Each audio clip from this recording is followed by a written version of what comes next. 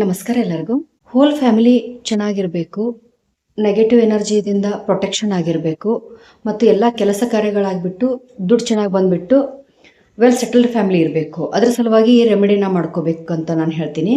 ಏನು ಮಾಡಬೇಕಂದ್ರೆ ಫ್ರೈಡೇ ಪ್ರತಿ ಶುಕ್ರವಾರ ಒಂದಷ್ಟು ಐಟಮ್ಸ್ಗಳನ್ನು ತೊಗೊಂಡ್ಬಿಟ್ಟು ದೇವರಿಗೆ ನೈವೇದ್ಯ ಅಂತ ತೋರಿಸ್ಬೇಕು. ಏನಂದರೆ ಬಿಳಿ ಎಳ್ಳು ಜೊತೆಗೆ ಕಲ್ಲು ಸಕ್ಕರೆ ಇರದೇ ಇದ್ದಾಗ ಮನೆಯಲ್ಲಿರುವಂಥ ಮಾಮೂಲು ಸಕ್ಕರೆ ಏನಿರುತ್ತಲ್ಲ ಅದನ್ನು ಎರಡು ಮಿಕ್ಸ್ ಮಾಡ್ಕೊಂಡ್ಬಿಟ್ಟು ಒಂದು ತಟ್ಟೆಯಲ್ಲಿ ಇಟ್ಬಿಟ್ಟು ಮಹಾಲಕ್ಷ್ಮಿ ಎದುರಿಗೆ ಅಥವಾ ನಿಮ್ಮ ಮನೆಯಲ್ಲಿರುವಂಥ ದೇವರಿಗೆ ಅದನ್ನು ನೈವೇದ್ಯ ರೂಪದಲ್ಲಿ ತೋರಿಸ್ತಾ ಸಂಕಲ್ಪಗಳನ್ನು ಇಚ್ಛೆಗಳನ್ನು ಹೇಳ್ಕೊಳ್ಳಿ.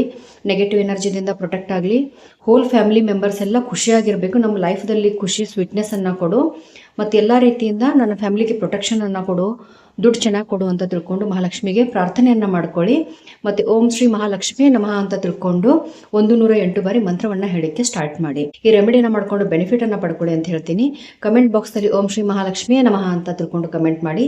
ಎಲ್ಲರಿಗೂ ಒಳ್ಳೆಯದಾಗಲಿ. ಧನ್ಯವಾದಗಳು.